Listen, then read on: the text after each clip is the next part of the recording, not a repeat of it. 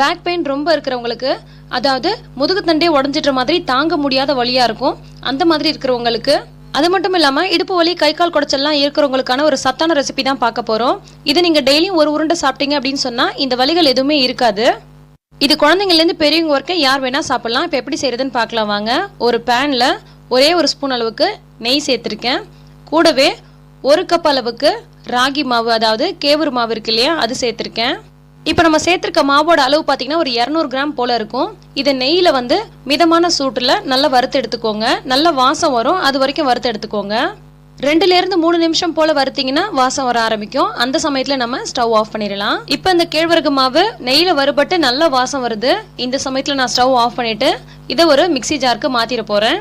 இது அப்படியே நீங்க சூடாவும் மிக்சி ஜார்ல சேர்த்துக்கலாம், இல்லைன்னா கொஞ்சம் லைட்டா ஆற விட்டுட்டு அதுக்கப்புறமா மிக்சி ஜார்ல சேர்த்துக்கோங்க.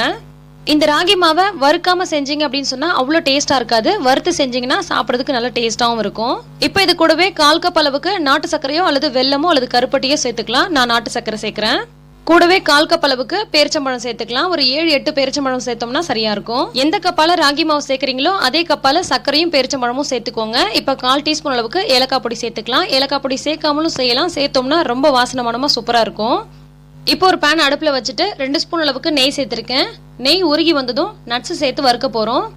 ஒரு கைப்பிடி அளவுக்கு வேர்க்கடலை சேர்த்திருக்கேன். 10-15 முந்திரி சேர்த்துக்கலாம். 5 பாதாம் சேர்த்திருக்கேன். ஒரு 10 போல பிஸ்தா சேர்த்திருக்கேன்.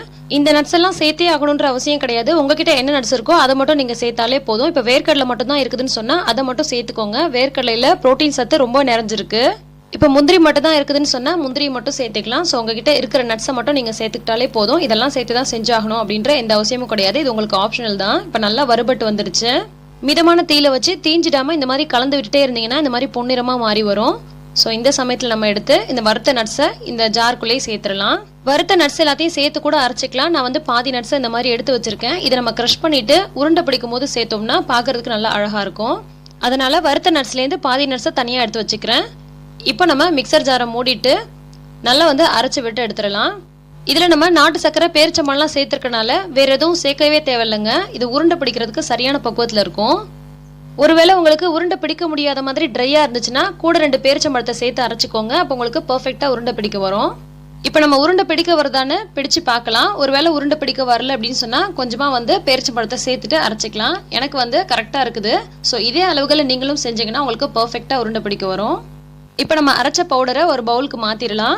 இது கொஞ்சம் சூடாக தாங்க இருக்கும். ஓரளவுக்கு சூடாக இருக்கும் போதே உருண்டை பிடிச்சிருங்க, அப்போ தான் ஈஸியாக இருக்கும்.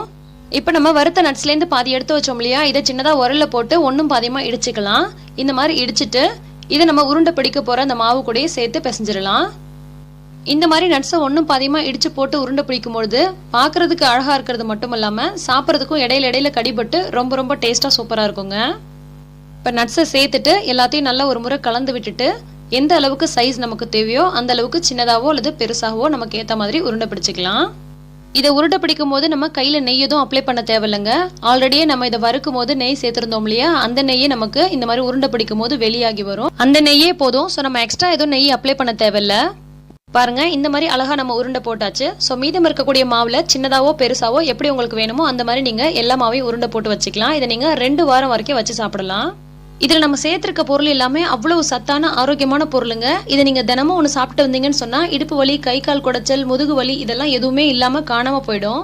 இதை குழந்தைங்கலேருந்து பெரியவங்க வரைக்கும் யார் வேணால் சாப்பிடலாம். சுகர் பேஷண்ட், பிபி பேஷண்ட், இப்படி யார் வேணால் சாப்பிடலாம். இதில் முழுக்க சத்தான பொருள் மட்டும்தான் இருக்குது. அதே மாதிரி இதை நீங்கள் எந்த டைமில் வேணால் சாப்பிடலாம். காலையில் சாப்பிட்றது ரொம்ப ரொம்ப நல்லது. இதை நீங்கள் குழந்தைங்களுக்கு கொடுக்குறீங்க அப்படின்னு சொன்னால் ஒரு நாளைக்கு 2-3 கூட கொடுக்கலாம். குழந்தைங்களோட எலும்பெல்லாம் இப்போலேருந்தே ரொம்ப நல்லா ஸ்ட்ராங்காக இருக்கும். சத்தான பொருளாக இருந்தால் சாப்பிட்றதுக்கு அவ்வளோ டேஸ்ட்டாக இருக்காதுன்னு சொல்லி நிறைய பேர் நினச்சிட்டு இருப்பாங்க. டெஃபினட்டாக இதை நீங்கள் ட்ரை பண்ணி பாருங்கள். ரொம்ப ரொம்ப டேஸ்ட்டாக இருக்கும். சாப்பிட்றதுக்கும் ரொம்ப நல்லா இருக்கும். ரொம்ப உடம்புக்கு சத்தும் கூட.